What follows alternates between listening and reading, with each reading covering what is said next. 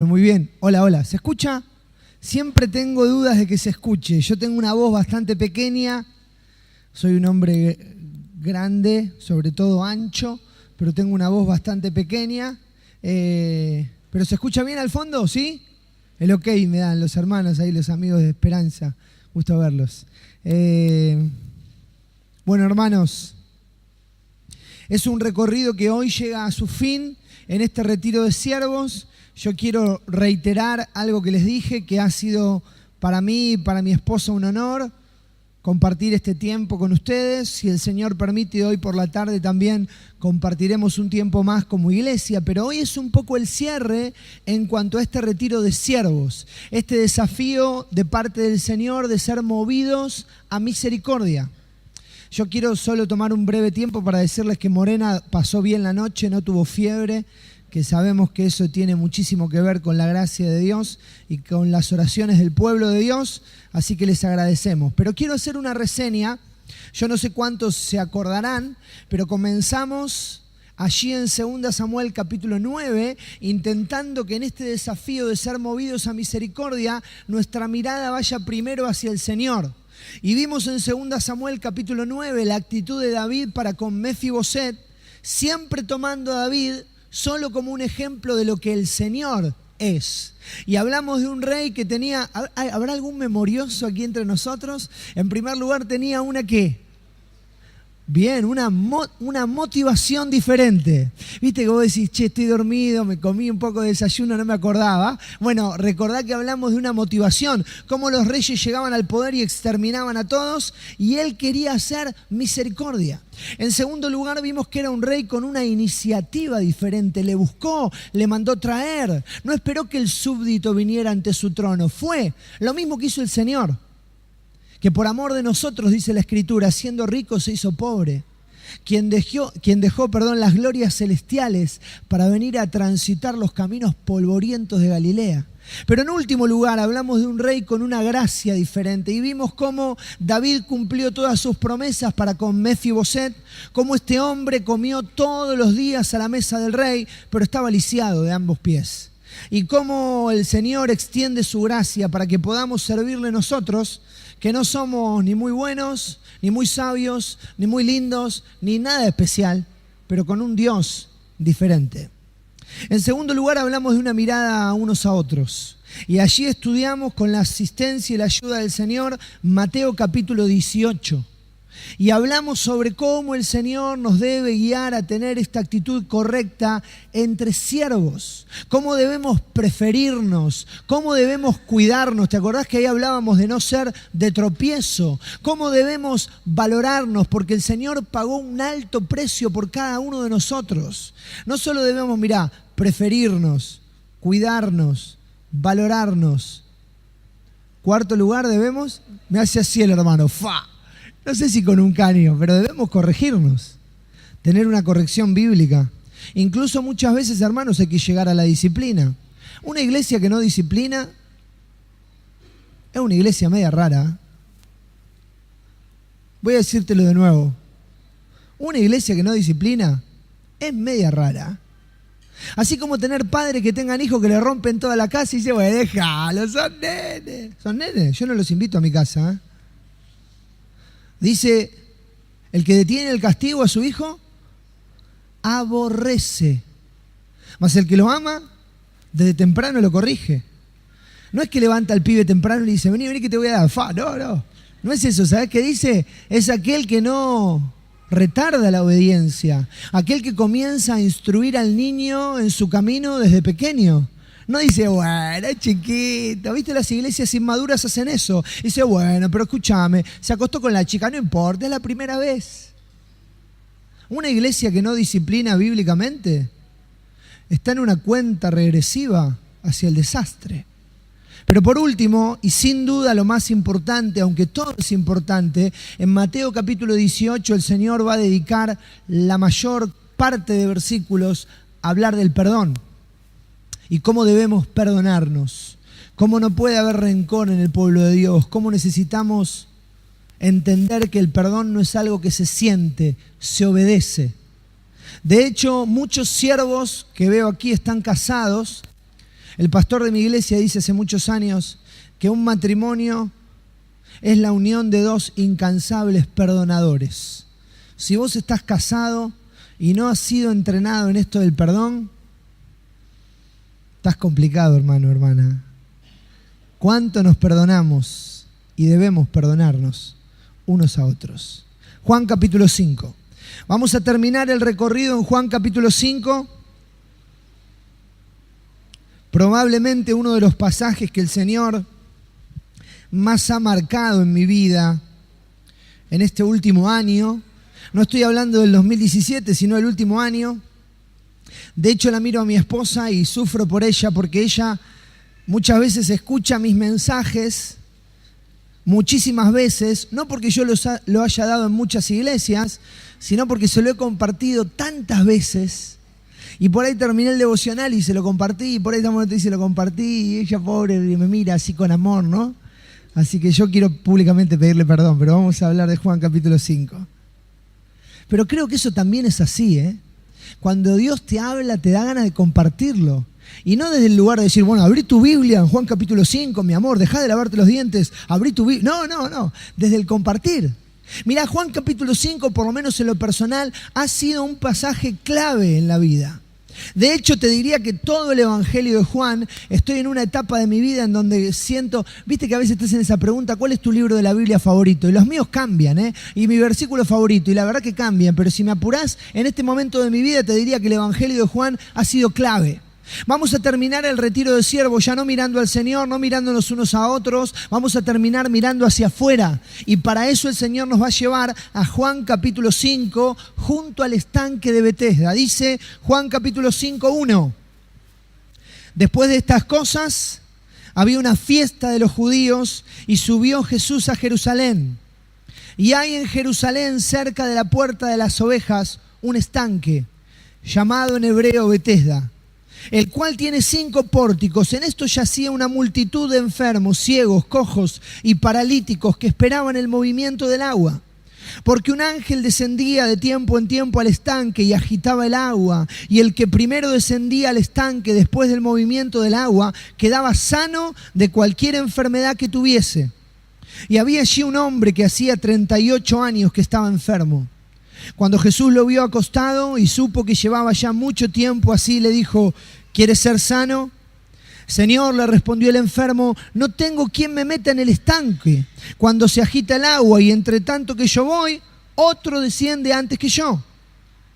Jesús le dijo, levántate, toma tu lecho y anda. Y al instante aquel hombre fue sanado, y tomó su lecho y anduvo, y era día de reposo aquel día. Amado Padre, queremos rogarte, Señor, que una vez más, solo por tu gracia nos hables. Amado Padre, confiamos que aquí no hay ninguna casualidad y que tú has reunido este grupo de siervos alrededor de tu palabra. Amado Señor, necesitamos que tú animes nuestros corazones. Necesitamos, Padre, que tu gracia y tu misericordia pueda ser derramada en nosotros una vez más. Y clamamos, Padre, por una obra de tu Espíritu, Señor, tomando tu palabra. Padre, quítanos de en medio. Perdona pecados, Señor, y danos la gracia de que la comunión pueda ser plena contigo, para que tu Santo Espíritu transforme nuestros corazones y nos mueva a misericordia. Señor, rogamos por tu gracia que nos hables. Te lo pedimos en el nombre y en los méritos de Cristo Jesús. Amén. El estanque de Betesda. Un lugar que yo no sé si es ese lugar donde nos gustaría ir. Un lugar que no sé si es ese lugar atractivo, que vos decís, a ver, tenemos un fin de semana largo, tenemos un rato después de la reunión, está lindo el día, ¿no? Como hoy que parece que llueve, ¿no? Está lloviendo afuera. Qué mejor que estar acá adentro, ¿no? Claro. O si, ¿dónde vamos, vieja? Dale, hacete unos mates y vamos al estanque de Betesda. La verdad que no creo. Ahora, no lo digo como una cuestión jocosa o para hacer un chiste, sino que quiero llevarte, creo que el Señor quiere llevarnos a meditar, que este no es un lugar cómodo. Mirá, si vamos a ser desafiados por el Señor a mirar hacia afuera, si vamos a ser desafiados por el Señor a ser movidos a misericordia, El Señor nos va a llevar a vivir una vida totalmente diferente y opuesta a lo que viviríamos humanamente. ¿Sabés qué hacemos humanamente? Planificamos un montón de cosas y en lo que nos queda, bueno, sí, Señor, acá está, te entrego esto, lo que me sobra, lo que me queda cómodo.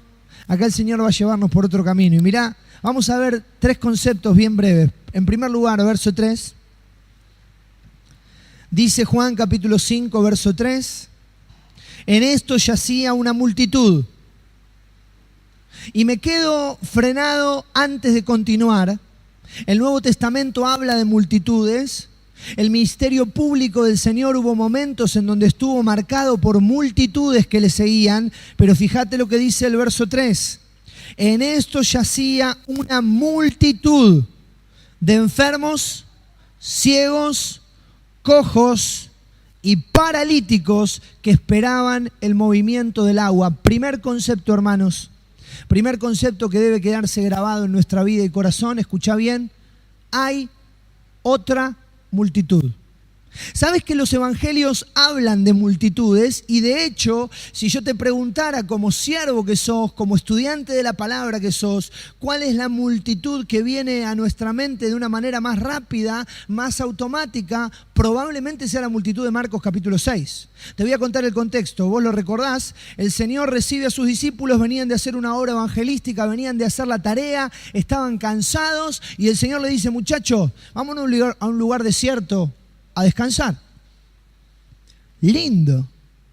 Es como decir, yo en este tiempo estuve cerca del río, ustedes son privilegiados porque lo tienen cerca. Es como decir, che, vámonos al río un día y descansamos. Pero no, vamos a descansar. Marcos capítulo 6, van a un lugar desierto a descansar, pero la gente se entera, va y llega primero. Vos recordás lo que pasa, ¿no? El Señor sale y ve ¿qué? ¿Sabés qué ve? La multitud. Y tiene compasión de ellos, porque eran como ovejas sin pastor. Y ahí viene todo lo que ya sabés. Marcos capítulo 6 habla de la multitud más famosa de la Escritura. Yo me pregunto con dolor, no te lo pregunto a vos, no es un dedo acusador, me lo pregunto a mí. ¿Por qué hemos predicado tan poco o hemos hablado tan poco de esta otra multitud? Yo no sé si escuchaste bien lo que el versículo dice. No dice que había algunos paralíticos, algunos ciegos, algunos rengos. Dice el verso 3, en estos, en los pórticos del estanque, yacía una multitud de ciegos, de cojos, de enfermos y de paralíticos. Ahora, claro, cuando pensamos en estas personas, mira, ¿querés que te diga el título que usamos hoy en día? Cuando pensamos en estas personas con capacidades diferentes, nosotros muchas veces los miramos desde este lado del mapa. Pero ¿sabés qué implicaba o qué significaba en ese lugar, en ese momento? Estas personas eran aquellos que se sentían y eran, escuchá bien, inmundos, rechazados, despreciados. ¿Querés que te diga lo que pensaba la sociedad oriental? Eran aquellos malditos por Dios. Esta multitud era una multitud de lo peor para esa sociedad. ¿Y sabés quién va a llegar ahí? Ahí va a llegar Cristo. Ahí va a llegar el Señor y va a enfrentarse, va a encontrarse con esta multitud. Ahora yo quiero hacer un paréntesis, un parate, para que vos y yo consideremos algo. ¿No te parece que hay un montón de cosas que damos por sentadas? ¿No te parece que hay un montón de cosas que nos parecen naturales? Miren, yo no sé si aquí les pasa en Santa Fe, en Buenos Aires nos pasa un montón y creo que debe ser más o menos igual. Hay un montón de cosas que las asumimos como que son así. Como que vos te levantás, vas al baño caminando por tus propios medios, te lavas los dientes y es normal. Abrís la heladera, elegís qué vas a tomar y es normal. Te sentás a comer y siempre hay un plato de comida y es normal. Y prendés la tele y no solo tenés una tele, podés ver la tele y es normal. Y pareciera que hay un montón de cosas que creemos que son normales. Y no nos damos cuenta que eso es gracia de Dios. Hermanos, hay otra multitud, Hay gente que no solamente está sufriendo la cadena de su propio pecado. Hay gente que está sufriendo privaciones. Hay gente que está sufriendo dificultades físicas severas y serias. Hay gente que no viene a la iglesia porque no puede. Y quiero decirle algo que le va a sorprender. Nunca quizás pueda venir a la iglesia. Hay otra multitud.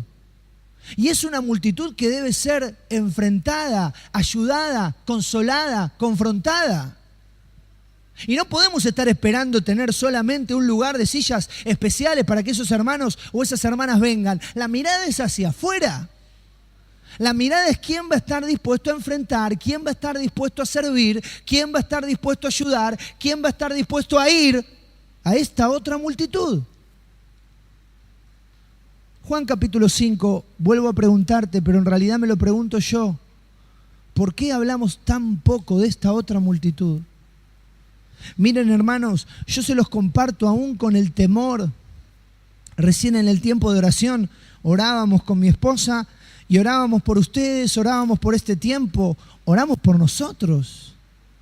Oramos por la iglesia del Señor en Aedo. Yo pienso y me tomo la libertad de hablar de mi iglesia. ¿Cuánto nos falta mirar hacia afuera? ¿Cuánto nos falta atender? ¿Cuánto nos falta alcanzar? ¿Cuánto nos falta extendernos hacia esa otra multitud?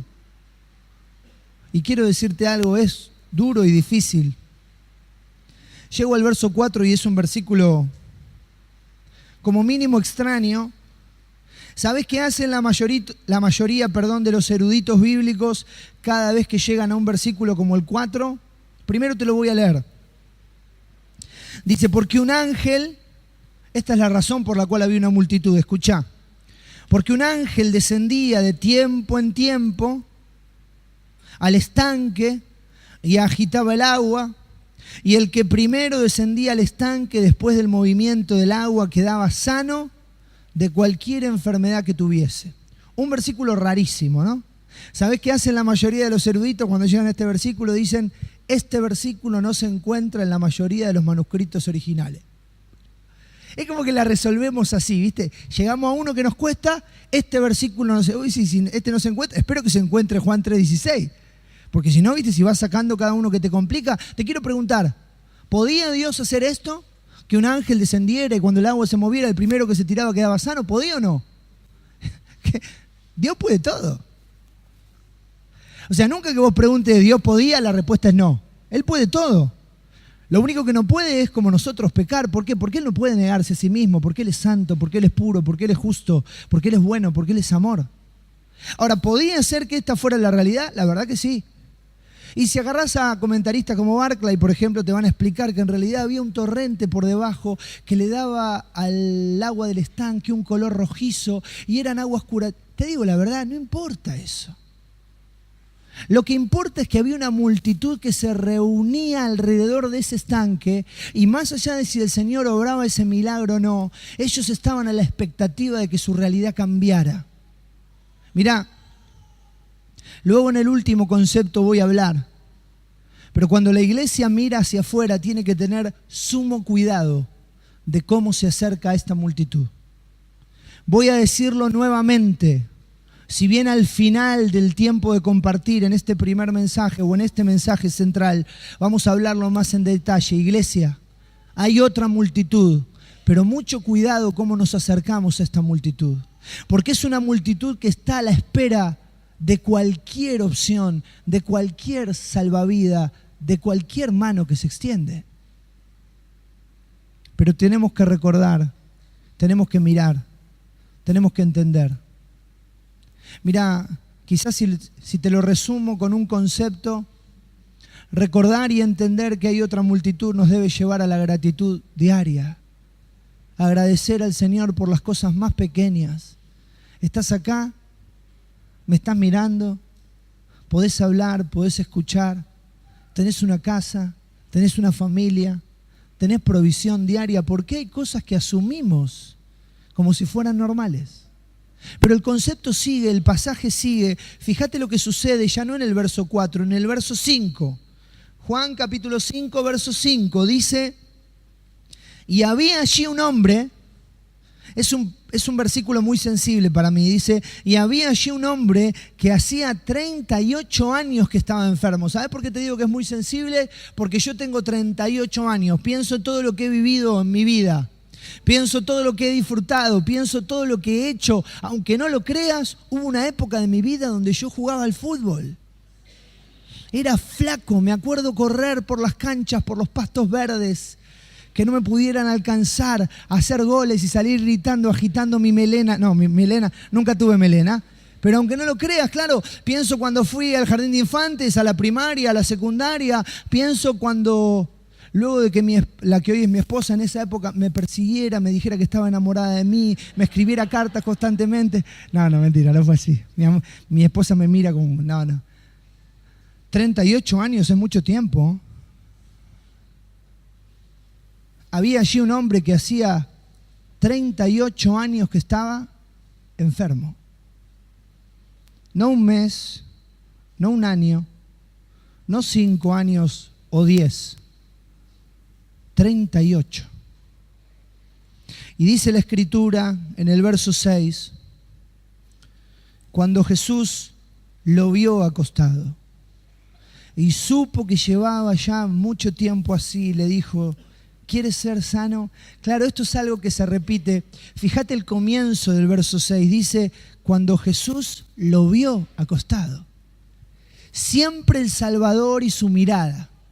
Siempre el Señor Jesucristo mirando en el lugar correcto, de la manera correcta. ¿Sabes por qué? En primer lugar hay otra multitud. En segundo lugar, escucha bien, hay otra mirada. Muchas veces nuestra mirada se diferencia o está demasiado separada de la mirada del Señor. Sobre todo cuando vivís en una gran ciudad. ¿Sabés que nos vamos acostumbrando a ver sin mirar?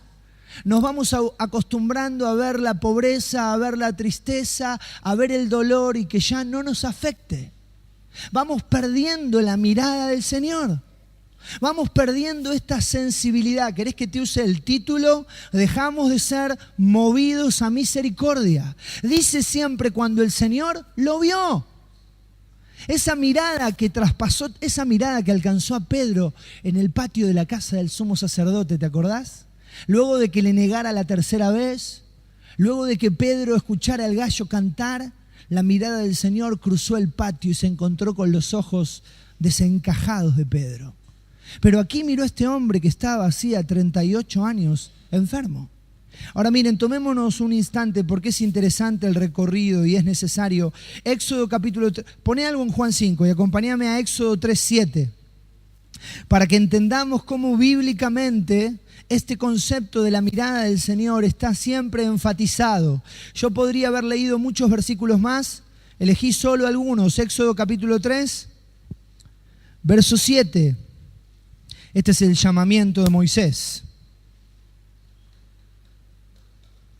Dice el verso 7, dijo luego Jehová, bien, he visto la aflicción de mi pueblo que está en Egipto y he oído su clamor.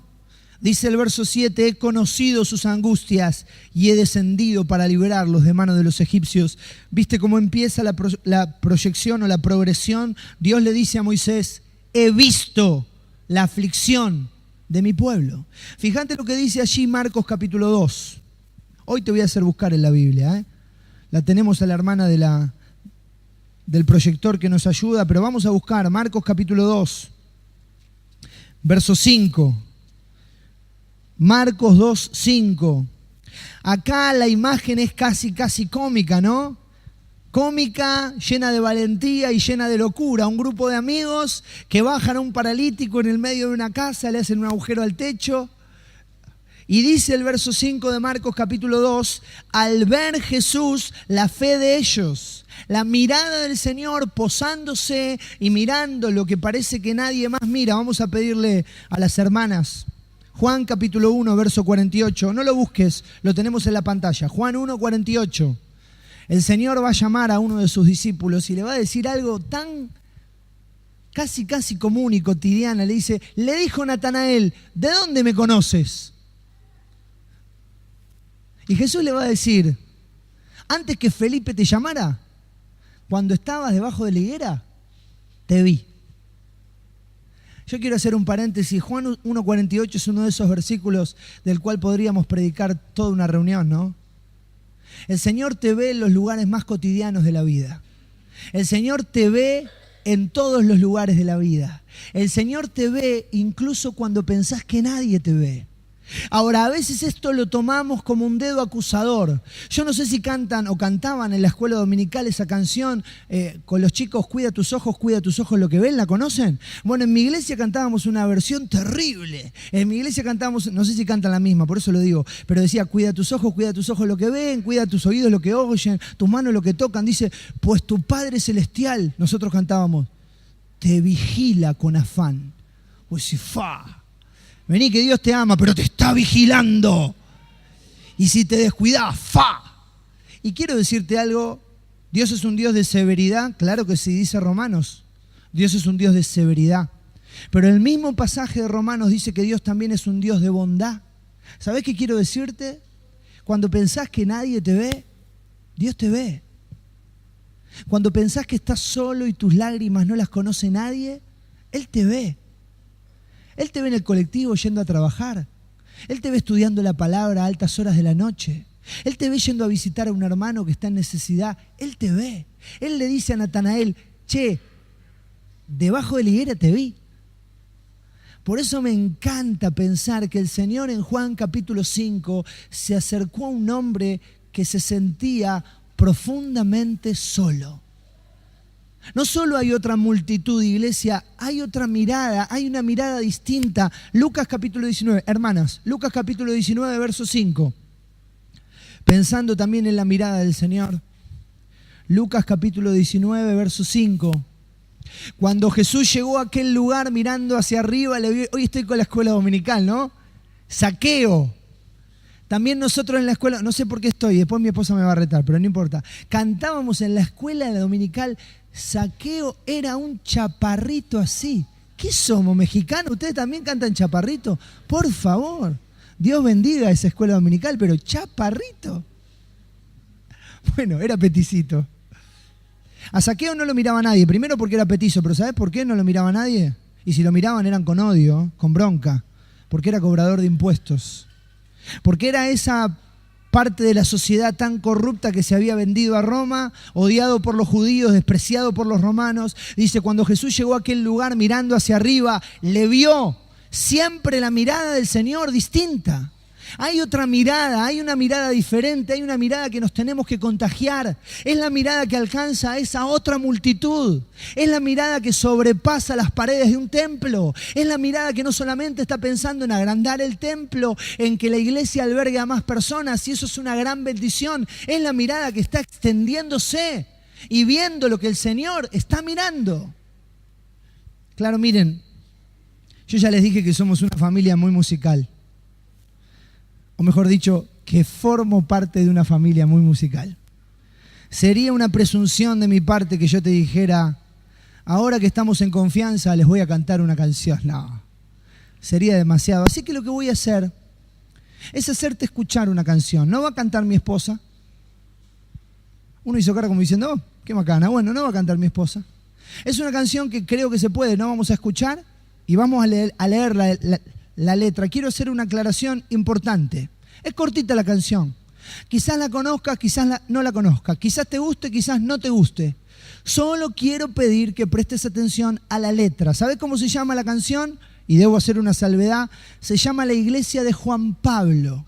Quiero contarte quién es Juan Pablo para que no haya ningún distraído que diga, como el Papa. No es esa, ¿sí? Juan Pablo es un joven que vive en una ciudad colombiana que se llama Medellín. Vuelvo a repetirlo para que quede grabado y no queden dudas. Para que el día de mañana en YouTube no diga, mirá lo que están diciendo y promocionando. Juan Pablo es un joven que vive en una ciudad de Colombia que se llama Medellín y tiene un ministerio muy particular. Un ministerio que está explicado en esta canción. Un ministerio que está marcado por, segundo concepto, primero es que hay otra multitud. El segundo es que hay otra mirada. ¿La podemos escuchar, hermana? ¿Sí? Me siento.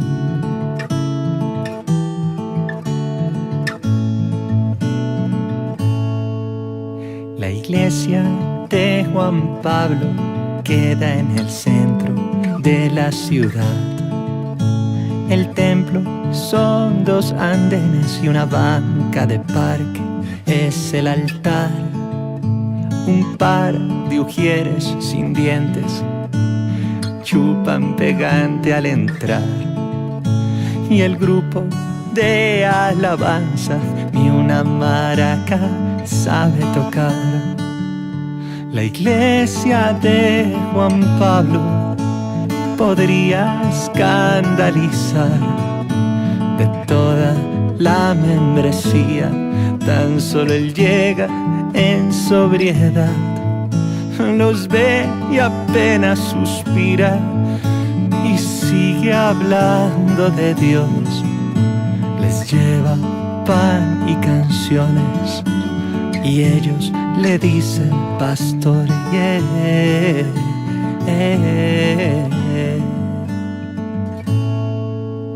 La iglesia de Juan Pablo hace 2 años que comenzó. 6 días a la semana tienen ayuno porque tocó.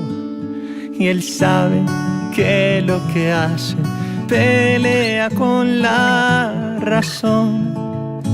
Por eso a veces la ignora y mira solo al Señor.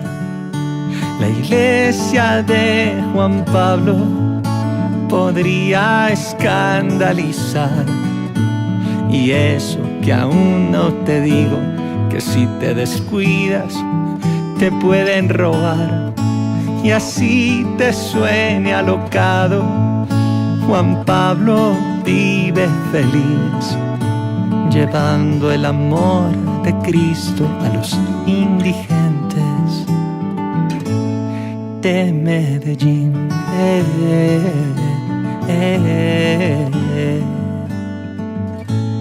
De Medellín.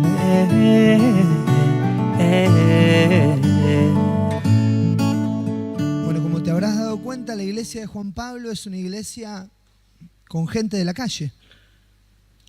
Y yo quiero decirte, en lo personal, he pasado por diferentes etapas al escuchar esta canción. He llorado profundamente, he orado de rodillas. Y te digo algo que me pasa, ¿no? Cuando van pasando las veces que la escucho, cuando leo la letra ya repetidas veces, ¿sabes qué me va pasando? Dejo de hacerlo. Dejo de llorar, dejo de orar.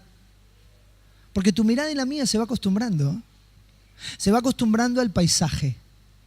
Y entonces volvemos, tristemente, a ver sin mirar, a mirar sin ver, a pensar que la obra de Dios y extendernos hacia afuera es otra cosa que tiene poco que ver con lo que el Señor Jesucristo hizo.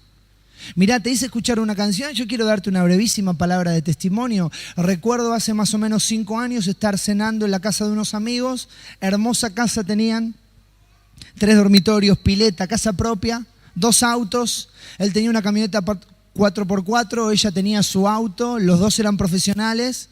Recuerdo estar sentados comiendo y que termináramos de comer una riquísima comida que ella había hecho y que nos digan, bueno, tenemos algo para decirle. Bueno, dale, le digo, decime. Mirá, estamos orando por salir a la hora. Qué bueno, le digo, mirá, la verdad que me alegra mucho. Sí, estamos orando por irnos a vivir al norte de África. ¿Qué?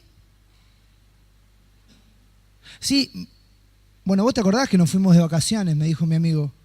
En realidad fuimos y algo nos pasó cuando fuimos. Vimos toda esa gente sin Cristo y yo me acuerdo de decirle, escúchame, Adri, está bárbaro lo que me estás diciendo, pero no quiero decirte lo que le dije después, ¿sabes por qué? Porque me da vergüenza. ¿Estás dispuesto a vivir con otra mirada? Yo quiero preguntarte, quiero preguntármelo. ¿Estás dispuesto a entender que la vida no se trata de nuestras casas, de nuestros autos? Yo te pregunto si estamos dispuestos a vivir con otra mirada. Esa mirada que hizo que el Señor llegara a ese estanque y viera a este hombre que estaba profundamente solo, que estaba enfermo hace 38 años. Y ese encuentro y esa mirada fuera la mirada de compasión, la mirada de ser movidos a misericordia. Te termino la historia. Mi amigo, nuestros amigos con sus hijos, viven hace 5 años en el norte de África. Ustedes les conocen. Espero que oren por ellos. Siguen haciendo la obra con poder. Y cada vez que hablamos por teléfono es llorar y agradecer al Señor por las cosas que Él hace. Querida iglesia, hay otra multitud, pero hay otra mirada. Una mirada que muchas veces hemos perdido. ¿Está mal tener una casa? ¿Está mal tener un auto? Claro que no. ¿Está mal que nuestros hijos estudien, que tengan ropa, la mejor ropa que puedan? Claro que no. ¿Está mal perder la mirada compasiva de Cristo? Claro que sí. ¿Está mal mirar para otro lado? ¿Está mal esquivar al que huele mal? ¿Está mal cruzarnos de vereda cuando hay alguien que está tirado en la vereda pidiendo? Cristo no lo hubiera hecho. Y quiero decirles algo con dolor y con vergüenza. No estoy acusándoles y diciéndoles, les pasa. Estoy mirando al Señor y diciendo, Señor, ayúdanos, porque nos pasa. Es curioso que para que nuestra mirada se modifique hacia afuera, dice Juan capítulo 4, verso 35. Fíjate porque estábamos ahí, estabas en Juan 5, fíjate lo que dice Juan 4, 35. ¿No decís vosotros aún faltan 4 meses para que llegue la siega? He aquí os digo, mirá lo que dice el Señor, alzad vuestros ojos y mirad los campos que ya están blancos. Claro, para que nuestra mirada hacia afuera se modifique, para que entendamos que hay otra mirada, nuestros ojos deben alzarse. Es una paradoja bíblica, es esta cuestión que el Señor muchas veces obra de una manera que no entendemos y que para que mi mirada hacia afuera se modifique, debo vivir con la mirada puesta en el cielo. Debo vivir con la mirada puesta en el Señor. Pedro le dijo, siempre Pedro, ¿no? Señor, nosotros hemos dejado todo y te hemos seguido, ¿te acordás? El pasaje, ¿no? El Señor le miró y le dijo, Pedro, de cierto te digo, que no hay nadie que haya dejado padres, madre, casa, hermanos, hermanas e hijos, que no reciba 100 veces más y en el siglo venidero la vida eterna. Mirá, mis amigos dejaron su casa y sus autos y sus trabajos, pero cada vez que recibimos noticias de ellos, están con nuevos hermanos, con nuevas hermanas, con nuevas casas, con nuevos hijos. Y es una bendición inexplicable. Quiero decirte algo, si hasta acá no lo has vivido, y no estoy diciendo que te vayas a vivir al África, si hasta acá no lo has vivido, que el Señor pueda desafiar tu vida y tu corazón para que sea un año de ser movido a misericordia. Yo tengo que terminar.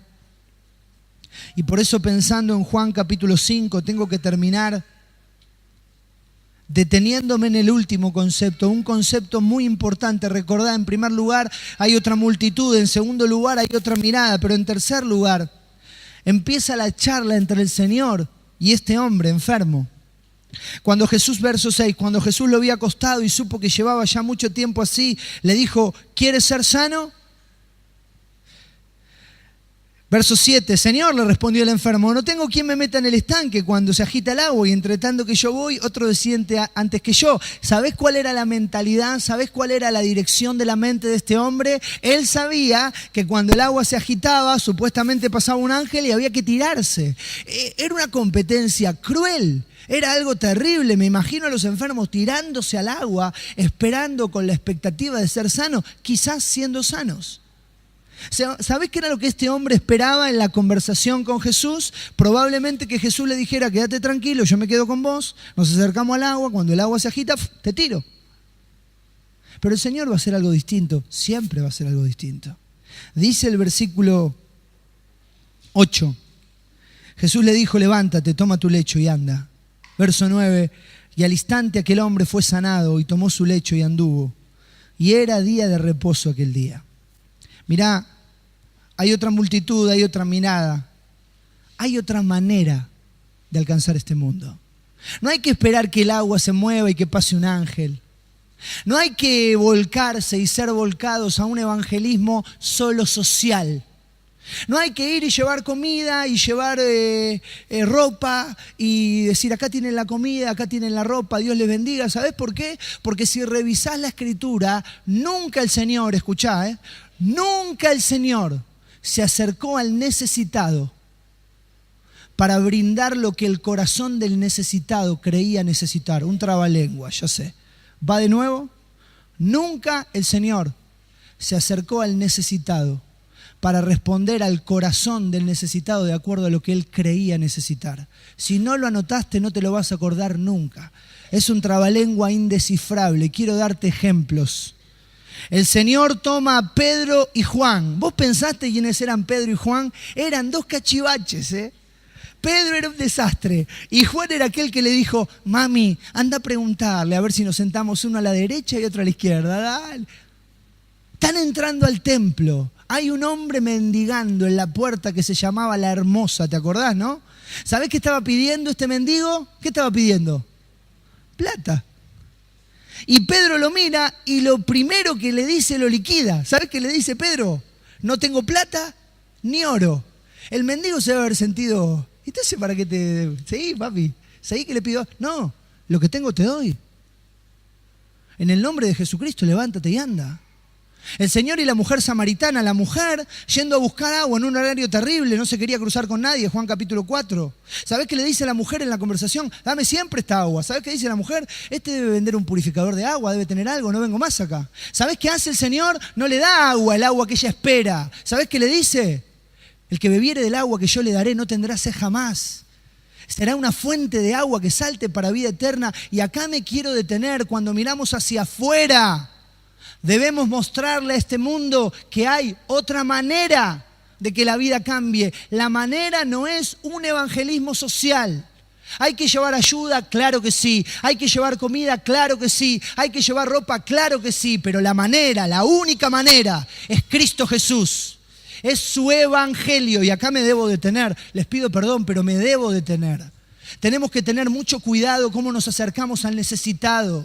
Uno se acerca al necesitado y dice, vos querés que tu vida cambie, vos querés que tu vida mejore, vos querés que tu corazón sea consolado, haz esta oración conmigo. Yo le quiero decir algo con temor. Si se acerca a alguien y le hace hacer una oración umbanda, una oración al gauchito Gil, una oración a la Santa Muerte, ¿sabe que va a ser el necesitado? La va a hacer. Porque quiere que le den comida, que le den ropa, que le den agua o que le den una casa. No es la manera el evangelismo social. El compromiso de los siervos debe ser predicar el evangelio bíblico.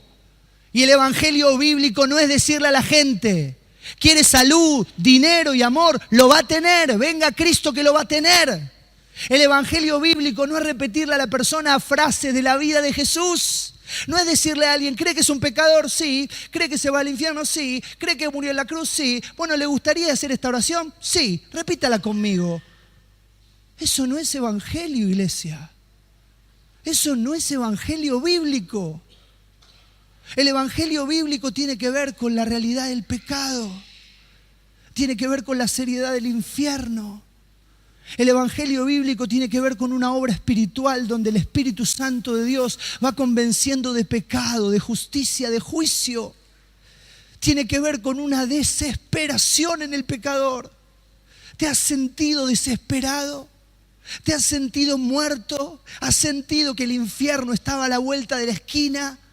¿Has sentido que tu pecado te llevaba ahí? Solo en ese momento alumbra Cristo. Solo en ese momento el pecador es llevado a los pies de la cruz. Solo en ese momento las puertas del infierno se cierran y el camino al cielo se abre por la obra y los méritos de Cristo. Amada iglesia, tengamos mucho cuidado con qué evangelio estamos predicando. Nosotros como iglesia estamos revisando el evangelio que predicamos. entiéndanme, dice el apóstol Pablo, no que haya otro evangelio. Dice el apóstol, porque yo, o si un ángel del cielo, mirá, peor, dice el apóstol, a ver, ustedes me respetan a mí que soy el apóstol Pablo, bueno, escuchen esto, dice el apóstol.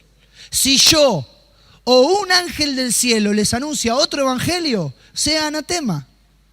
¿Sabés qué estamos revisando en nuestra iglesia? ¿Sabés qué estamos compartiendo? Y quiero compartirle porque aquí hay grandes, me corrijo, porque aquí hay hermanos que comparten la palabra, iba a decir grandes predicadores, el único grande es el Señor. Aquí hay hermanos que comparten la palabra, no podemos hacer un llamado evangelístico sin haber predicado un evangelio completo. No podemos hablar aquí de comunión unos con otros y terminar diciendo, ¿te gustaría recibir a Cristo? ¿Qué significa eso, hermanos? ¿Qué significa ese evangelio express? Ese evangelio de sobrecito que tiramos en un vaso y lo revolvemos un poco y le decimos, tómelo que se va al cielo. Queridos hermanos, hay otra manera de alcanzar al mundo. El Señor Jesucristo dio su vida en la cruz del Calvario para salvar a todo aquel que en Él cree. Y dice Jonás, la salvación es de Jehová. ¿Sabe qué tenemos que hacer? Tenemos que mostrarle amor al mundo, pero tenemos que hablar de pecado, de justicia, de juicio. Y cuando el pecador es guiado por Dios a esa desesperación santa, tenemos que anunciar las virtudes de aquel que nos llamó de las tinieblas a su luz admirable. Tenemos que hablar de Jesucristo. Tenemos que decir que de tal manera amó Dios al mundo que ha dado a su Hijo unigénito para que todo aquel que en Él crea no se pierda. Tenemos que acercarnos a aquel hermano o aquella hermana o aquel amigo o vecino que nos visita y estar dispuestos a predicarle el Evangelio sin necesariamente tener que hacerle hacer una oración. ¿Sabe cuántas veces me toca predicar el Evangelio? Por la gracia del Señor, mucha. ¿Sabe cuántas veces guío a la persona que haga una oración? Muy pocas. ¿Sabe por qué? Porque me doy cuenta que hay muchos que no han entendido nada. Yo tengo una abuelita, muchos me han escuchado hablar de mi abuela, tiene 87 años mi abuela, Mercedes se llama. ¿Sabe la cantidad de veces en su vida que ha hecho una oración? Muchas. Yo me siento a hablar con mi abuela hoy, le pregunto por el Evangelio y ¿sabe qué? No ha entendido nada mi abuela, nada. No quiere arrepentirse de su pecado, no quiere quebrantar su orgullo, no quiere confiar en Cristo, pero muchas veces ha hecho una oración. No hay nada más peligroso, más nocivo, más duro y difícil que tener nuestra iglesia llena de inconversos que creen que si mueren se van al cielo. Querida iglesia, hay otra multitud, hay otra mirada, hay otra manera.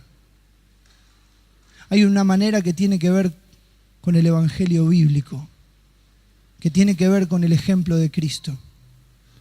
Y no tengo el tiempo de desarrollarlo y la hora avanzó y no voy a tomar un segundo estudio porque oro para que el Señor por medio de su Espíritu pueda hacer una obra. Pero ¿sabés qué?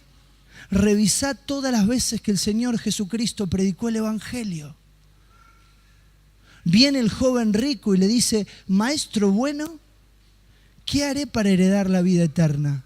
¿Sabés qué hubiéramos hecho vos y yo? Sentate, haz esta oración. ¿Sabés qué hace Cristo?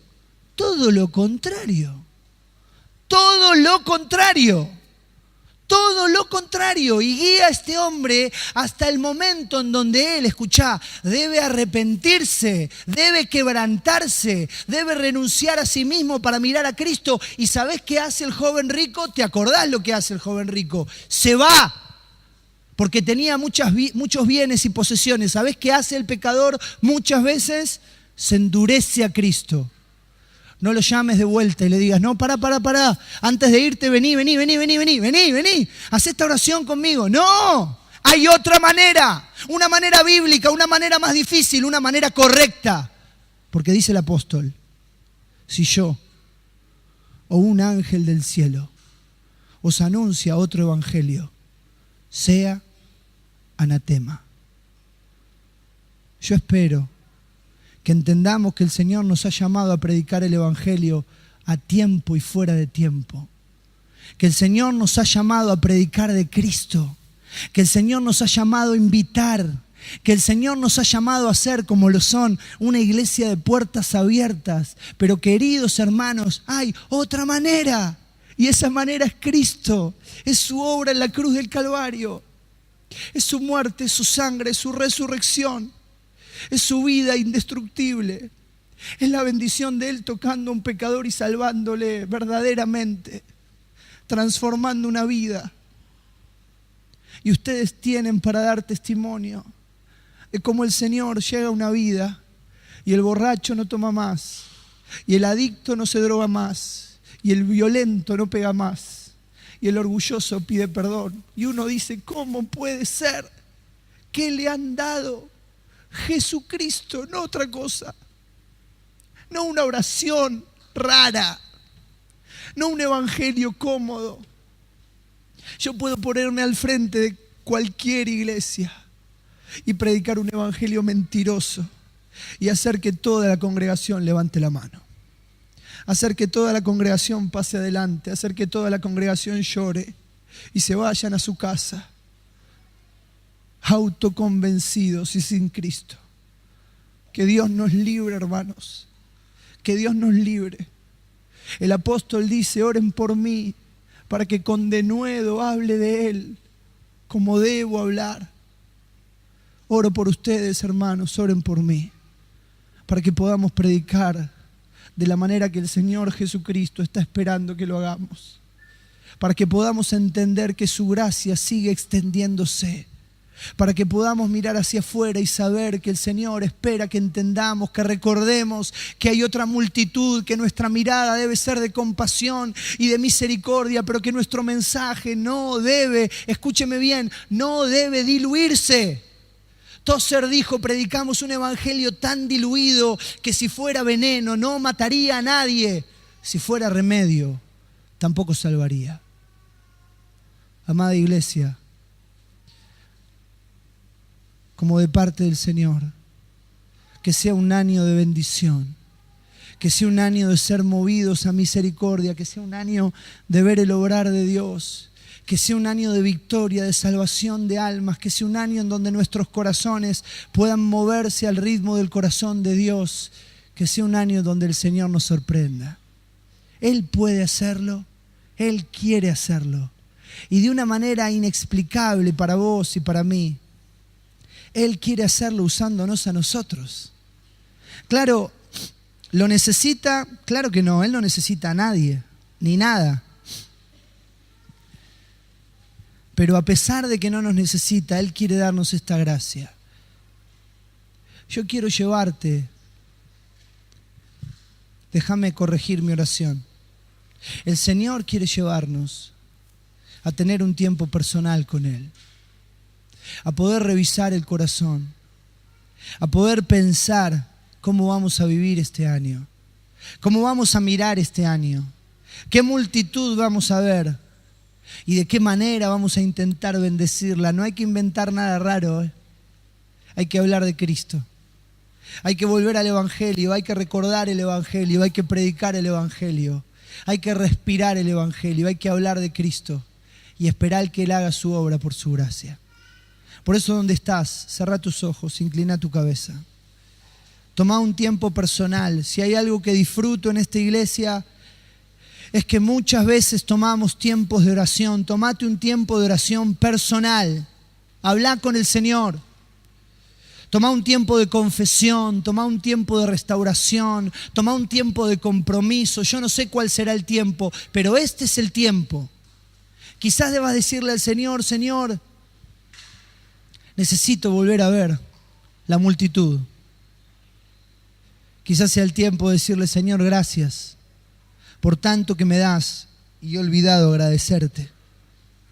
Quizás sea el tiempo de decir, Señor, mueve mi vida, mis palabras, para que pueda sinceramente predicar como tú esperas que lo haga.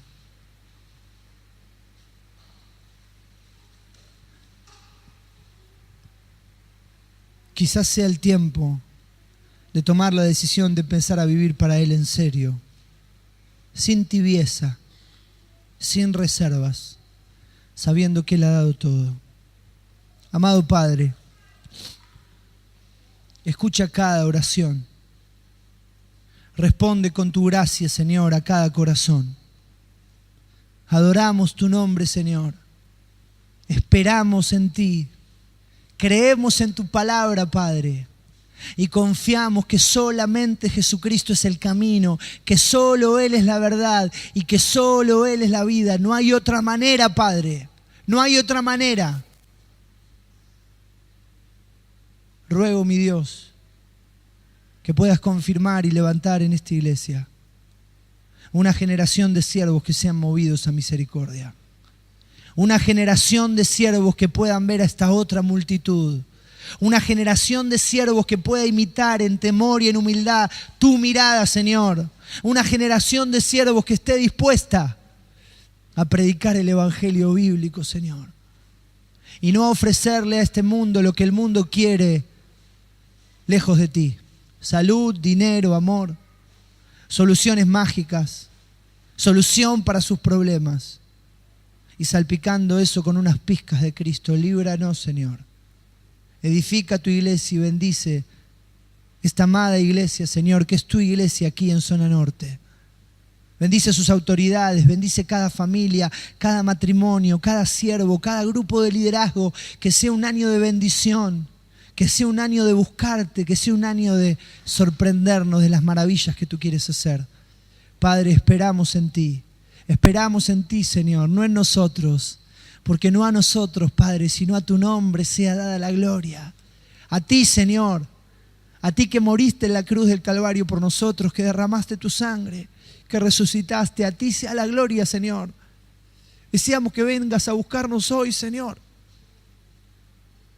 Queremos verte, Señor, pero hasta que eso pase, danos la gracia de gastar nuestras fuerzas y nuestras vidas en lo que tú quieres que hagamos.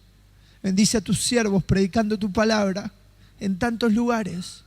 Levanta y edifica la vida de siervos en esta iglesia que puedan sinceramente ser movidos a misericordia. Te pedimos esto en el nombre de Cristo Jesús. Amén. De rodillas. Y te digo algo que me pasa, ¿no? Cuando van pasando las veces que la escucho, cuando leo la letra ya repetidas veces, ¿sabes qué me va pasando? Dejo de hacerlo. Dejo de llorar. Dejo de orar. Porque tu mirada y la mía se va acostumbrando. Se va acostumbrando al paisaje. Y entonces volvemos, tristemente, a ver sin mirar. A mirar sin ver. A pensar que la obra de Dios y extendernos hacia afuera es otra cosa que tiene poco que ver con lo que el Señor Jesucristo hizo. Mirá, te hice escuchar una canción, yo quiero darte una brevísima palabra de testimonio. Recuerdo hace más o menos 5 años estar cenando en la casa de unos amigos, hermosa casa tenían, 3 dormitorios, pileta, casa propia, 2 autos, él tenía una camioneta 4x4, ella tenía su auto, los dos eran profesionales. Recuerdo estar sentados comiendo y que termináramos de comer una riquísima comida que ella había hecho y que nos digan, bueno, tenemos algo para decirle. Bueno, dale, le digo, decime. Mirá, estamos orando por salir a la obra. Qué bueno, le digo, mirá, la verdad que me alegra mucho. Sí, estamos orando por irnos a vivir al norte de África. ¿Qué? Sí, bueno, vos te acordás que nos fuimos de vacaciones, me dijo mi amigo. En realidad fuimos y algo nos pasó cuando fuimos. Vimos toda esa gente sin Cristo y yo me acuerdo de decirle, escúchame, Adri, está bárbaro lo que me estás diciendo, pero no quiero decirte lo que le dije después, ¿sabes por qué? Porque me da vergüenza. ¿Estás dispuesto a vivir con otra mirada? Yo quiero preguntarte, quiero preguntármelo. ¿Estás dispuesto a entender que la vida no se trata de nuestras casas, de nuestros autos? Yo te pregunto si estamos dispuestos a vivir con otra mirada. Esa mirada que hizo que el Señor llegara a ese estanque y viera a este hombre que estaba profundamente solo, que estaba enfermo hace 38 años. Y ese encuentro y esa mirada fuera la mirada de compasión, la mirada de ser movidos a misericordia. Te termino la historia. Mi amigo, nuestros amigos con sus hijos, viven hace 5 años en el norte de África. Ustedes les conocen. Espero que oren por ellos. Siguen haciendo la obra con poder. Y cada vez que hablamos por teléfono es llorar. Y a 38 años es mucho tiempo. Había allí un hombre que hacía 38 años que estaba enfermo. No un mes, no un año, no 5 años o 10. 38. Y dice la Escritura en el verso 6, cuando Jesús lo vio acostado y supo que llevaba ya mucho tiempo así, le dijo: ¿quieres ser sano? Claro, esto es algo que se repite. Fíjate el comienzo del verso 6. Dice, cuando Jesús lo vio acostado. Siempre el Salvador y su mirada. Siempre el Señor Jesucristo mirando en el lugar correcto, de la manera correcta. ¿Sabes por qué? En primer lugar hay otra multitud. En segundo lugar, escucha bien, hay otra mirada. Muchas veces nuestra mirada se diferencia o está demasiado separada de la mirada del Señor. Sobre todo cuando vivís en una gran ciudad. ¿Sabés que nos vamos acostumbrando a ver sin mirar? Nos vamos acostumbrando a ver la pobreza, a ver la tristeza, a ver el dolor y que ya no nos afecte. Vamos perdiendo la mirada del Señor. Vamos perdiendo esta sensibilidad. ¿Querés que te use el título? Dejamos de ser movidos a misericordia. Dice siempre cuando el Señor lo vio. Esa mirada que traspasó, esa mirada que alcanzó a Pedro en el patio de la casa del sumo sacerdote, ¿te acordás? Luego de que le negara la tercera vez, luego de que Pedro escuchara al gallo cantar, la mirada del Señor cruzó el patio y se encontró con los ojos desencajados de Pedro. Pero aquí miró a este hombre que estaba hacía 38 años enfermo. Ahora miren, tomémonos un instante porque es interesante el recorrido y es necesario. Éxodo capítulo 3, poné algo en Juan 5 y acompáñame a Éxodo 3:7 para que entendamos cómo bíblicamente este concepto de la mirada del Señor está siempre enfatizado. Yo podría haber leído muchos versículos más, elegí solo algunos. Éxodo capítulo 3, verso 7. Este es el llamamiento de Moisés. Dice el verso 7, dijo luego Jehová, bien, he visto la aflicción de mi pueblo que está en Egipto y he oído su clamor. Dice el verso 7, he conocido sus angustias y he descendido para liberarlos de mano de los egipcios. ¿Viste cómo empieza la proyección o la progresión? Dios le dice a Moisés, he visto la aflicción, porque me da vergüenza. ¿Estás dispuesto a vivir con otra mirada? Yo quiero preguntarte, quiero preguntármelo. ¿Estás dispuesto a entender que la vida no se trata de nuestras casas, de nuestros autos? Yo te pregunto si estamos dispuestos a vivir con otra mirada. Esa mirada que hizo que el Señor llegara a ese estanque y viera a este hombre que estaba profundamente solo, que estaba enfermo hace 38 años. Y ese encuentro y esa mirada fuera la mirada de compasión, la mirada de ser movidos a misericordia. Te termino la historia. Mi amigo, nuestros amigos con sus hijos, viven hace 5 años en el norte de África. Ustedes les conocen. Espero que oren por ellos. Siguen haciendo la obra con poder. Y cada vez que hablamos por teléfono es llorar y agradecer al Señor por las cosas que Él hace. Querida iglesia, hay otra multitud, pero hay otra mirada. Una mirada que muchas veces hemos perdido. ¿Está mal tener una casa? ¿Está mal tener un auto? Claro que no. ¿Está mal que nuestros hijos estudien, que tengan ropa, la mejor ropa que puedan? Claro que no. ¿Está mal perder la mirada compasiva de Cristo? Claro que sí. ¿Está mal mirar para otro lado? Está mal esquivar al que huele mal. Está mal cruzarnos de vereda cuando hay alguien que está tirado en la vereda pidiendo. Cristo no lo hubiera hecho. Y quiero decirles algo con dolor y con vergüenza. No estoy acusándoles y diciéndoles, les pasa. Estoy mirando al Señor y diciendo, Señor, ayúdanos, porque nos pasa. Es curioso que para que nuestra mirada se modifique hacia afuera, dice Juan capítulo 4, verso 35. Fíjate porque estábamos ahí, estabas en Juan 5, fíjate lo que dice Juan 4, 35. ¿No decís vosotros aún faltan 4 meses para que llegue la siega? He aquí os digo, mirá lo que dice el Señor, alzad vuestros ojos y mirad los campos que ya están blancos. Claro, para que nuestra mirada hacia afuera se modifique, para que entendamos que hay otra mirada, nuestros ojos deben alzarse. Es una paradoja bíblica, es esta cuestión que el Señor muchas veces obra de una manera que no entendemos y que para que mi mirada hacia afuera se modifique, debo vivir con la mirada puesta en el cielo. Debo vivir con la mirada puesta en el Señor. Pedro le dijo, siempre Pedro, ¿no?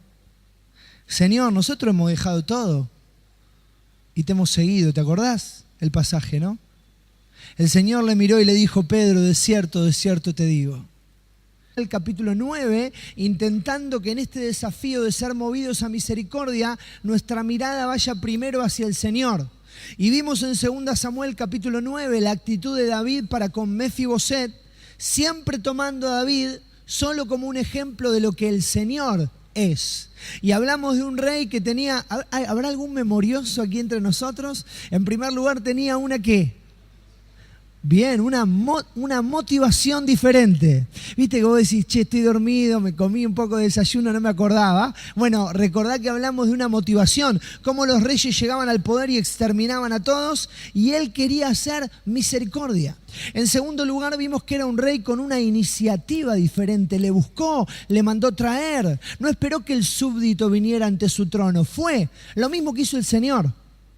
Que por amor de nosotros, dice la Escritura, siendo rico se hizo pobre.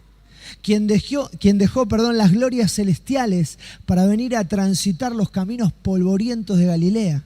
Pero en último lugar, hablamos de un rey con una gracia diferente. Y vimos cómo David cumplió todas sus promesas para con Mefiboset, cómo este hombre comió todos los días a la mesa del rey, pero estaba lisiado de ambos pies. Y cómo el Señor extiende su gracia para que podamos servirle nosotros, que no somos ni muy buenos, ni muy sabios, ni muy lindos, ni nada especial, pero con un Dios diferente. En segundo lugar, hablamos de una mirada unos a otros. Y allí estudiamos con la asistencia y la ayuda del Señor Mateo capítulo 18. Y hablamos sobre cómo el Señor nos debe guiar a tener esta actitud correcta entre siervos. Cómo debemos preferirnos, cómo debemos cuidarnos. ¿Te acordás que ahí hablábamos de no ser de tropiezo? Cómo debemos valorarnos, porque el Señor pagó un alto precio por cada uno de nosotros. No solo debemos, preferirnos, cuidarnos, valorarnos. Cuarto lugar, debemos, me hace así el hermano, ¡fa! No sé si con un caño, pero debemos corregirnos, tener una corrección bíblica. Incluso muchas veces, hermanos, hay que llegar a la disciplina. Una iglesia que no disciplina es una iglesia media rara. Voy a decírtelo de nuevo. Una iglesia que no disciplina es media rara. Así como tener padres que tengan hijos que le rompen toda la casa y dicen, bueno, déjalo, son nenes. Son nenes, yo no los invito a mi casa, ¿eh? Dice, el que detiene el castigo a su hijo, aborrece. Mas el que lo ama, desde temprano lo corrige. No es que levanta al pibe temprano y le dice, vení que te voy a dar. No.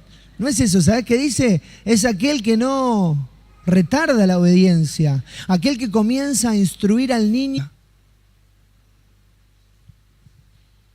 ¿Qué? Sí. Bueno, vos te acordás que nos fuimos de vacaciones, me dijo mi amigo. En realidad fuimos y algo nos pasó cuando fuimos. Vimos toda esa gente sin Cristo y yo me acuerdo de decirle, escúchame Adri, está bárbaro lo que me estás diciendo, pero No quiero decirte lo que le dije después, ¿sabes por qué? Porque me da vergüenza. ¿Estás dispuesto a vivir con otra mirada?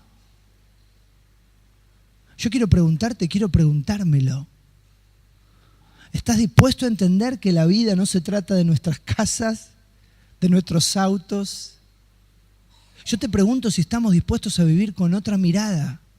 Esa mirada que hizo que el Señor llegara a ese estanque y viera a este hombre que estaba profundamente solo, que estaba enfermo hace 38 años.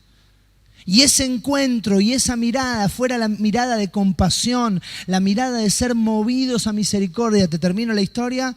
Mi amigo, nuestros amigos con sus hijos, viven hace 5 años en el norte de África. Ustedes les conocen.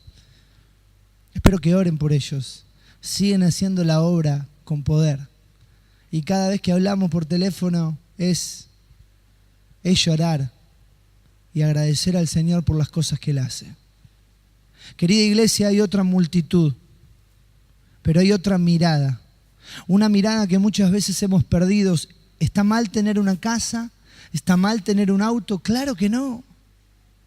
¿Está mal que nuestros hijos estudien, que tengan ropa, la mejor ropa que puedan? Claro que no. ¿Está mal perder la mirada compasiva de Cristo? Claro que sí. ¿Está mal mirar para otro lado? ¿Está mal esquivar al que huele mal? ¿Está mal cruzarnos de vereda cuando hay alguien que está tirado en la vereda pidiendo? Cristo no lo hubiera hecho. Y quiero decirles algo con dolor y con vergüenza. No estoy acusándoles y diciéndoles, les pasa. Estoy mirando al Señor y diciendo, Señor, ayúdanos, porque nos pasa. Es curioso que para que nuestra mirada se modifique hacia afuera, dice Juan capítulo 4, verso 35. Fíjate porque estábamos ahí, estabas en Juan 5, fíjate lo que dice Juan 4, 35. ¿No decís vosotros aún faltan 4 meses para que llegue la siega? He aquí os digo, mirá lo que dice el Señor, alzad vuestros ojos y mirad los campos que ya están blancos. Claro, para que nuestra mirada hacia afuera se modifique, para que entendamos. 17, sino el último año. De hecho, la miro a mi esposa y sufro por ella porque ella muchas veces escucha mis mensajes, muchísimas veces, no porque yo lo haya dado en muchas iglesias, sino porque se lo he compartido tantas veces. Y por ahí terminé el devocional y se lo compartí, y por ahí estamos y se lo compartí, y ella pobre me mira así con amor, ¿no?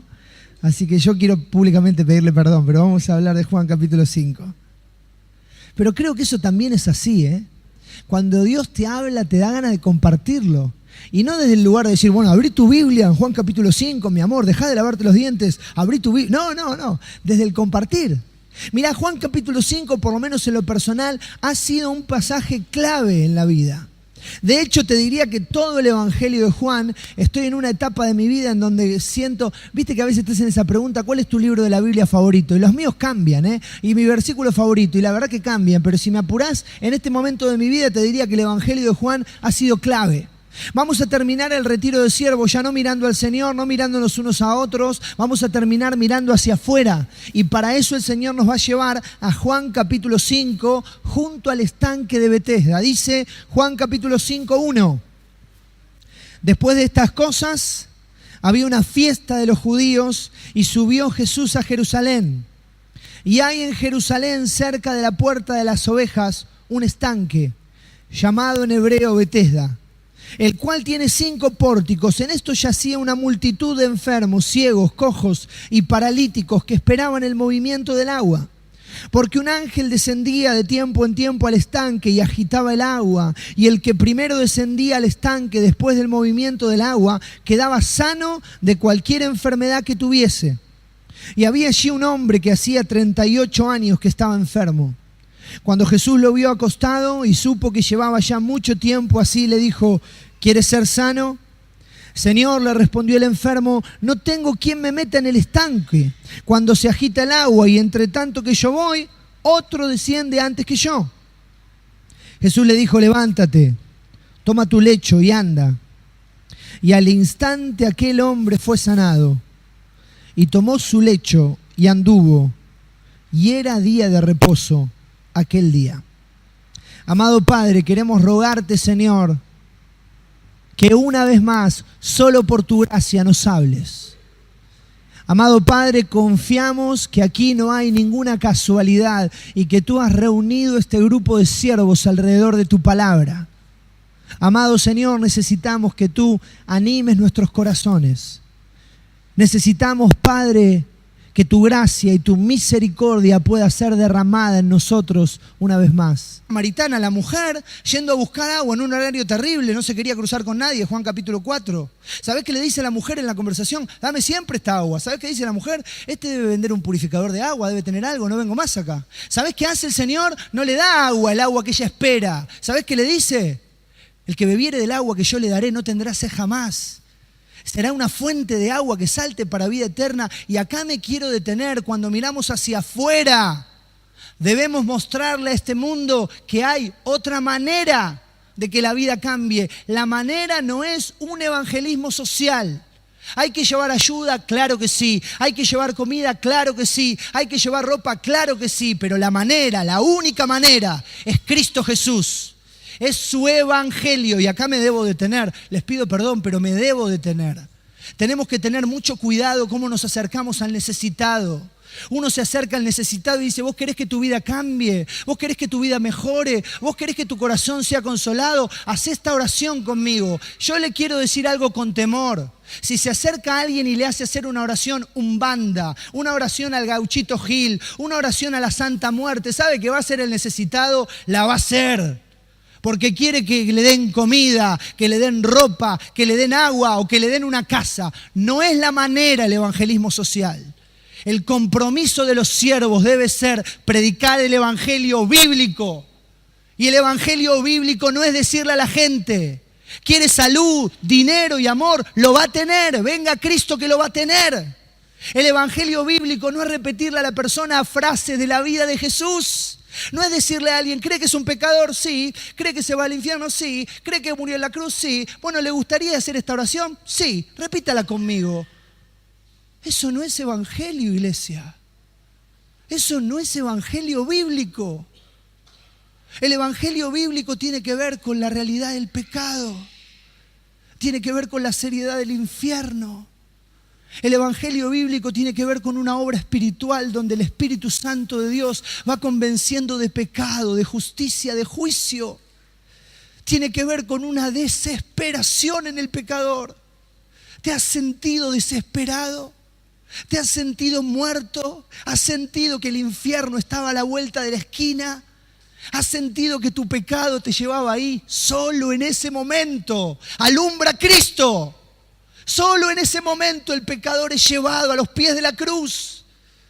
Solo en ese momento las puertas del infierno se cierran y el camino al cielo se abre por la obra y los méritos de Cristo. Amada iglesia, tengamos mucho cuidado con qué evangelio estamos predicando. Nosotros como iglesia, asimismo para mirar a Cristo. ¿Y sabés qué hace el joven rico? ¿Te acordás lo que hace el joven rico? Se va, porque tenía muchos bienes y posesiones. ¿Sabés qué hace el pecador? Muchas veces se endurece a Cristo. No lo llames de vuelta y le digas, no, pará. Antes de irte, vení. Haz esta oración conmigo. No, hay otra manera. Una manera bíblica, una manera más difícil, una manera correcta. Porque dice el apóstol, si yo o un ángel del cielo os anuncia otro evangelio, sea anatema.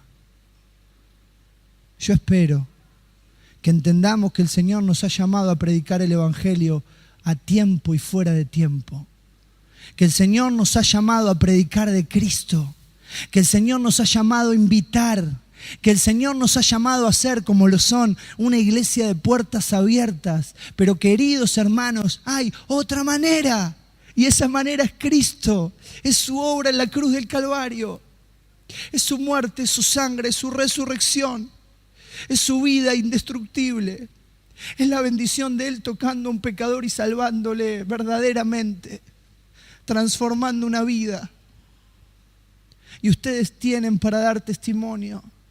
Es como el Señor llega a una vida y el borracho no toma más, Y el adicto no se droga más. Y el violento no pega más. Y el orgulloso pide perdón. Y uno dice, ¿cómo puede ser? ¿Qué le han dado? Jesucristo, no otra cosa. No una oración rara. No un evangelio cómodo. Yo puedo ponerme al frente de cualquier iglesia y predicar un evangelio mentiroso y hacer que toda la congregación levante la mano. Hacer que toda la congregación pase adelante, hacer que toda la congregación llore y se vayan a su casa autoconvencidos y sin Cristo. Que Dios nos libre, hermanos. Que Dios nos libre. El apóstol dice, oren por mí para que con denuedo hable de Él como debo hablar. Oro por ustedes, hermanos, oren por mí para que podamos predicar de la manera que el Señor Jesucristo está esperando que lo hagamos. Para que podamos entender que su gracia sigue extendiéndose.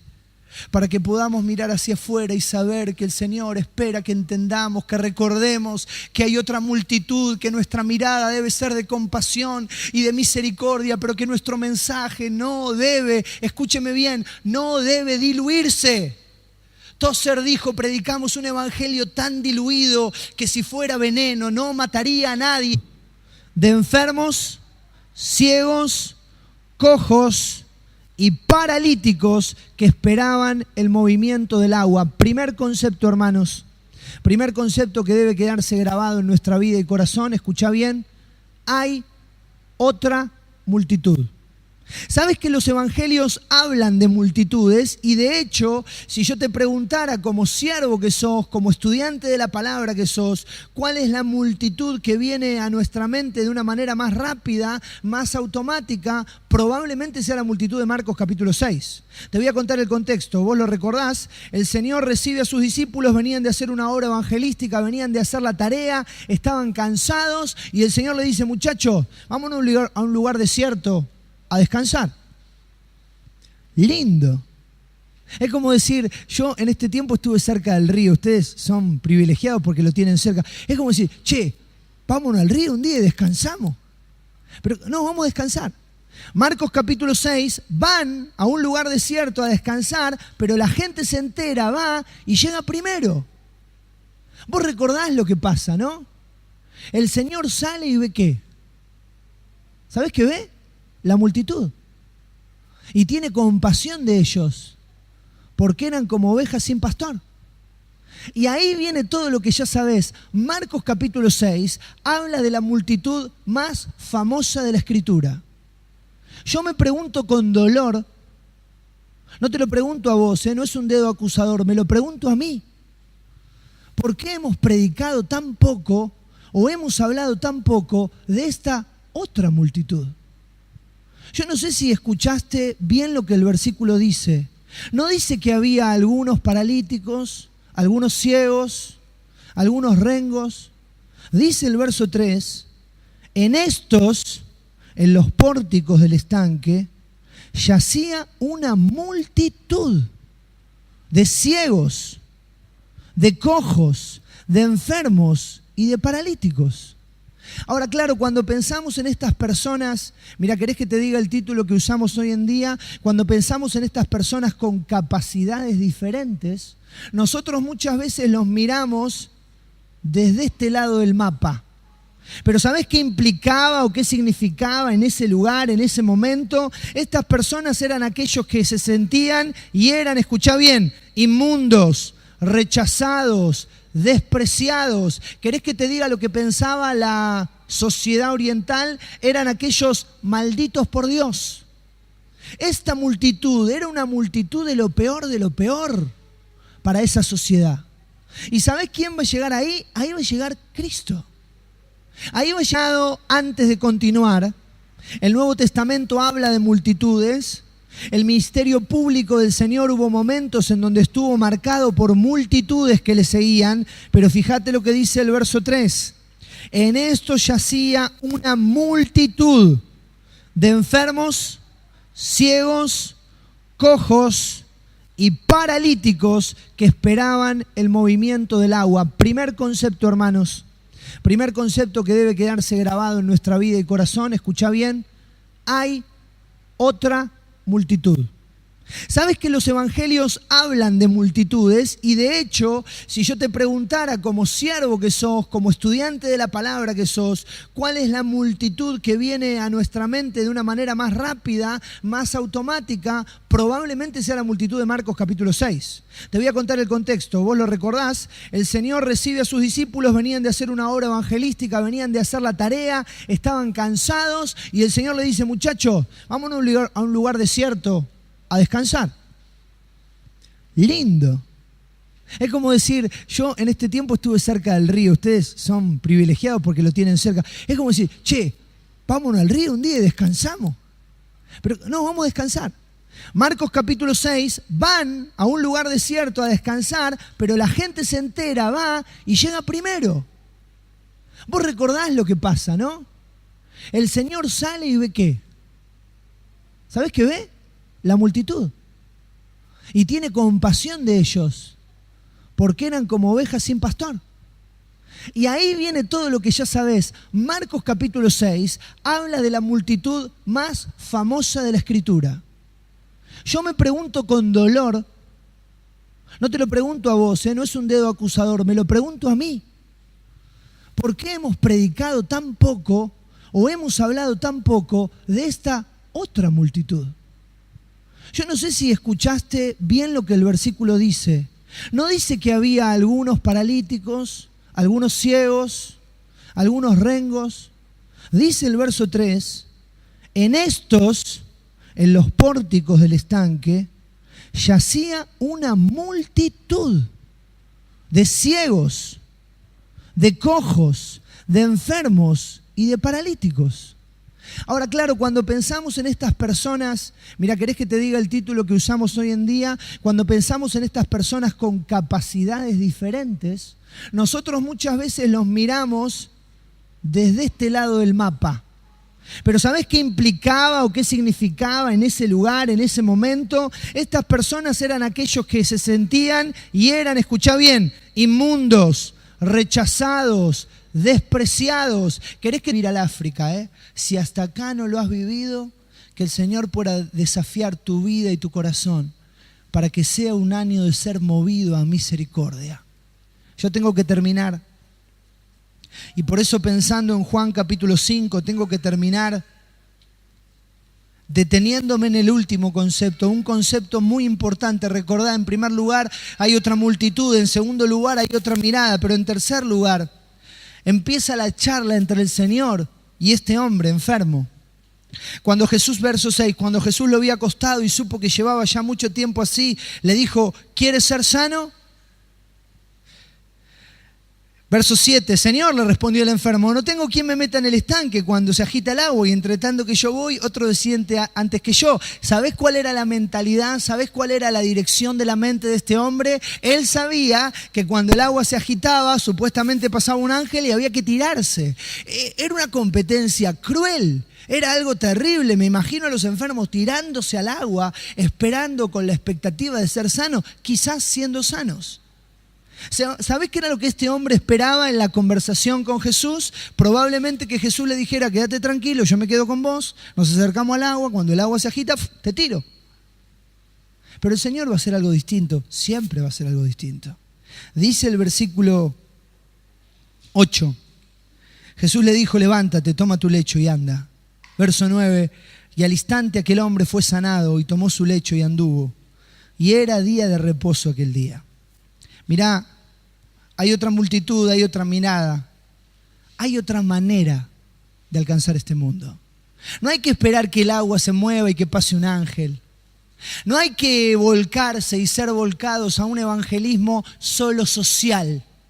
No hay que ir y llevar comida y llevar ropa y decir acá tienen la comida, acá tienen la ropa, Dios les bendiga. ¿Sabés por qué? Porque si revisás la Escritura, nunca el Señor, escuchá, nunca el Señor se acercó al necesitado para brindar lo que el corazón del necesitado creía necesitar. Un trabalengua, ya sé. ¿Va de nuevo? Nunca el Señor se acercó al necesitado para responder al corazón del necesitado de acuerdo a lo que él creía necesitar. Si no lo anotaste, no te lo vas a acordar nunca. Es un trabalengua indescifrable. Quiero darte ejemplos. El Señor toma a Pedro y Juan. ¿Vos pensaste quiénes eran Pedro y Juan? Eran dos cachivaches, ¿eh? Pedro era un desastre y Juan era aquel que le dijo: mami, anda a preguntarle a ver si nos sentamos uno a la derecha y otro a la izquierda. Dale. Están entrando al templo. Hay un hombre mendigando en la puerta que se llamaba La Hermosa, ¿te acordás, no? ¿Sabés qué tenemos en la pantalla? Juan 1:48. El Señor va a llamar a uno de sus discípulos y le va a decir algo tan casi común y cotidiana. Le dijo Natanael: ¿de dónde me conoces? Y Jesús le va a decir: antes que Felipe te llamara, cuando estabas debajo de la higuera, te vi. Yo quiero hacer un paréntesis. Juan 1:48 es uno de esos versículos del cual podríamos predicar toda una reunión, ¿no? El Señor te ve en los lugares más cotidianos de la vida. El Señor te ve en todos los lugares de la vida. El Señor te ve incluso cuando pensás que nadie te ve. Ahora, a veces esto lo tomamos como un dedo acusador. Yo no sé si cantan o cantaban en la escuela dominical esa canción con los chicos: cuida tus ojos lo que ven. ¿La conocen? Bueno, en mi iglesia cantábamos una versión terrible. En mi iglesia cantábamos, no sé si cantan la misma, por eso lo digo, pero decía: cuida tus ojos lo que ven, cuida tus oídos lo que oyen, tus manos lo que tocan. Dice: pues tu Padre Celestial, nosotros cantábamos, te vigila con afán. Pues si fa. Vení que Dios te ama, pero te está vigilando. Y si te descuidás, ¡fa! Y quiero decirte algo. Dios es un Dios de severidad. Claro que sí, dice Romanos. Dios es un Dios de severidad. Pero el mismo pasaje de Romanos dice que Dios también es un Dios de bondad. ¿Sabés qué quiero decirte? Cuando pensás que nadie te ve, Dios te ve. Cuando pensás que estás solo y tus lágrimas no las conoce nadie, Él te ve. Él te ve en el colectivo yendo a trabajar. Él te ve estudiando la palabra a altas horas de la noche. Él te ve yendo a visitar a un hermano que está en necesidad. Él te ve. Él le dice a Natanael: che, debajo de la higuera te vi. Por eso me encanta pensar que el Señor en Juan capítulo 5 se acercó a un hombre que se sentía profundamente solo. No solo hay otra multitud, iglesia, hay otra mirada, hay una mirada distinta. Lucas capítulo 19, hermanas, Lucas capítulo 19, verso 5. Pensando también en la mirada del Señor. Lucas capítulo 19, verso 5. Cuando Jesús llegó a aquel lugar mirando hacia arriba, le vio, hoy estoy con la escuela dominical, ¿no? Zaqueo.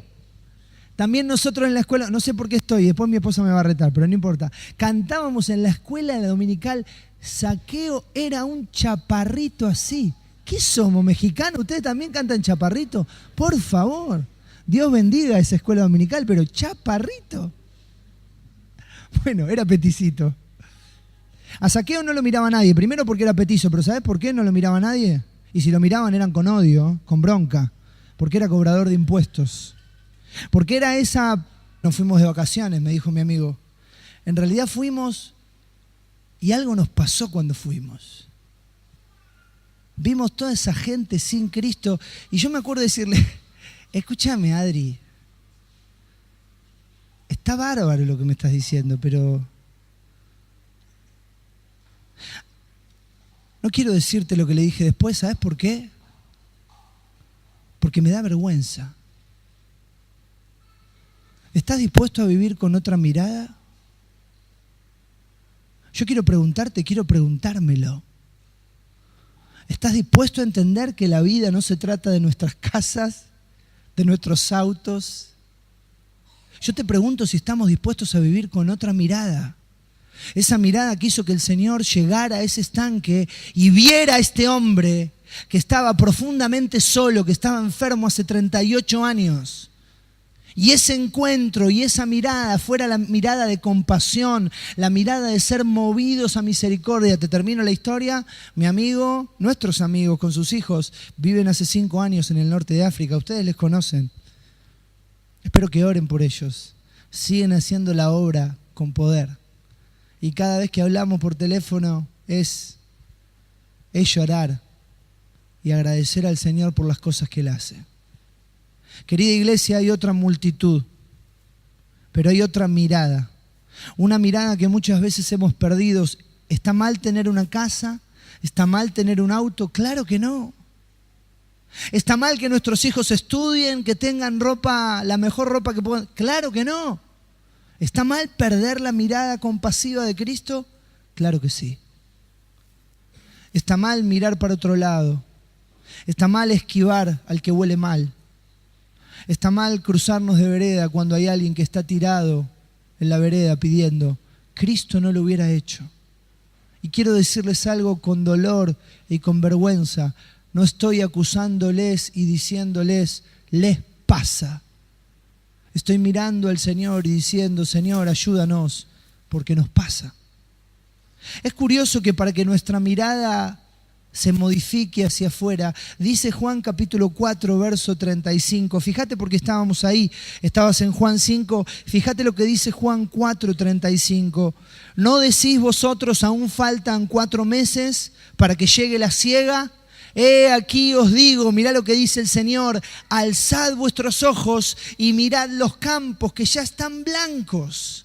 Claro, para que nuestra mirada hacia afuera se modifique, para que entendamos que hay otra mirada, nuestros ojos deben alzarse. Es una paradoja bíblica, es esta cuestión que el Señor muchas veces obra de una manera que no entendemos.